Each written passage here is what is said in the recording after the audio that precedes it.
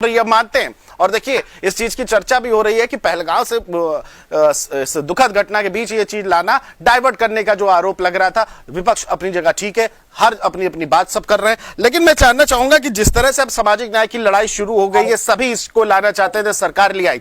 सूत्रों से एक जानकारी सामने आ रही थी कि इसको 3 महीने के अंदर कराने की बात की जा रही है, डिजिटलाइजेशन की तरह से भी तमाम चीजों को लेकर के।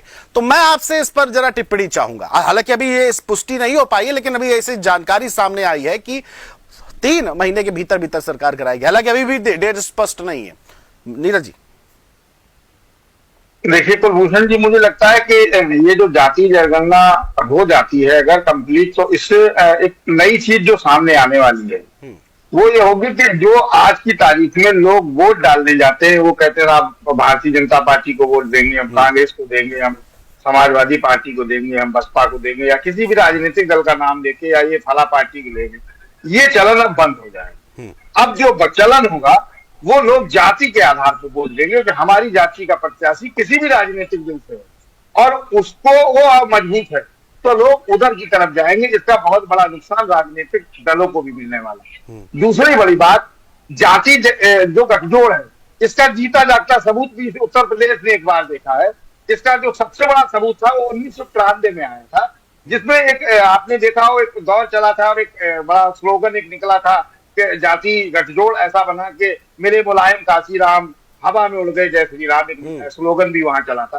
तो केवल दलित और यादव दो समुदाय के लोग मिले और जो उनका वोट बैंक था, वो वोट बैंक उन दोनों ने मिलकर उस हिसाब से गठजोड़ बनाया और राजनीतिक चाल चली और गोटे बैठाई, उस हिसाब से प्रत्याशी उतारे, और जिसका रिजल्ट ये रहा कि मुलायम सिंह और काशीराम जी ने मिलकर सरकार बनाई उत्तर प्रदेश में।